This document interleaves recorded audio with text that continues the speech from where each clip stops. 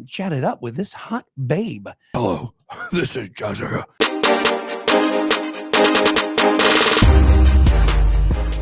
I believe we will get during this bull run what I call, what a lot of people call, the Netscape moment. And I got to be honest with you, I think Bitcoin is going to play a role in this. I really do believe. I think our adoption initiatives that we're working on are going to do really well. But what a lot of people aren't counting on here is that we are working on our onboarding platform to bring people into crypto in the way where they're educated, they're safe, and they also have a platform to do all the things that newer people to crypto need to do.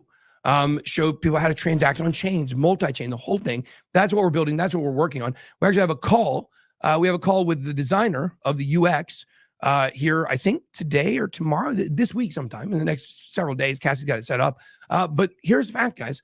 The fact is, this adoption is coming and nobody's really like trying to play a role in it like we are.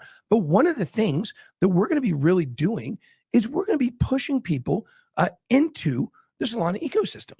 And we want to make Bitcoin go multi-chain and go over to the Solana ecosystem, because you have to understand, guys, the Solana ecosystem is easier to use than the Ethereum ecosystem. Now, I will say a lot of the dApps over there, the dApps are jank. It's the dApps themselves. It's not underlying. The problem with Ethereum is the congestion and the fees are just too high to really run dApps over there without having kind of workarounds. And also, guys, brand new people to crypto don't want to do a $200 transaction, period. So Solana is going to be the ecosystem to onboard people. And like I said earlier, I really believe that we are going to see adoption ushered in. And it's through a Netscape. Why do we call it the Netscape moment? The Netscape refers to back in the day, the early days of the internet. Of course, everybody knows, well, not everybody knows, you may not know this, but Todd Berners-Lee created the layer to the internet that made it accessible called the World Wide Web. This was in 1991. You go back further than that, the internet goes all the way back to ARPANET in the 1950s. We can get into all that in another video. But the point is that the internet, even after it was public, guys, I thought America Online was the internet. I thought the AOL, the platform of America Online, was the entire internet. I didn't know there was anything outside of it. Didn't know what it was. I was seventh grade, using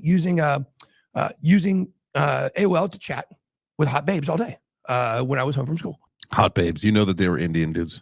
There was definitely, look, I know one time. Yep. There was definitely a dude. I said, hey, I think I'm going to go with my mom. This is a side story for you guys. I was in the 8th grade maybe this time. And I was chatting with some girl on AIM or whatever, you know. And I said to her, I said, hey, or she said to me, ASL. That was in the chat room. We had already gone further. We were already off the chat room. Shoddy. We were already off the chat room. You know what I mean? We're on that side convo. That was before AIM. That was when it was just called Instant Messenger. It wasn't even AIM yet. So anyways, I'm chatting with this girl. Things are going good. And she says, hey, can I call you? Her name was Jessica. I still remember that name to this day. Jessica, I said, sure, you can call me. And I was thinking to myself, you know, my mom's about to go to Walgreens. Sorry, Mom. Mom's about to go to Walgreens. I can chat it up with this hot babe. And so what happened is Dave, Jessica calls me. And when I answer the phone, my mom's about to walk out the door. I answer the phone. She goes, hello, This is Jessica. I kid you not. It really said that. Hello, this is Jessica. Oh, it may have been me from the future. I don't know. I'm pranking myself. I don't know. So anyways, I said, oh, hey, actually, my mom said I have to go with her to Walgreens. I'll see you later. Bye.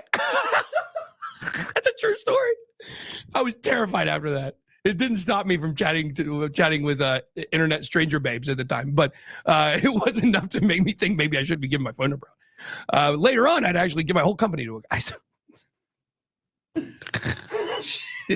The fact is that the Netscape moment is the internet was not accessible. It was what I thought America Online would be equivalent to if you believed that X.com is the internet. Like that's the entire thing. You can't go off of it.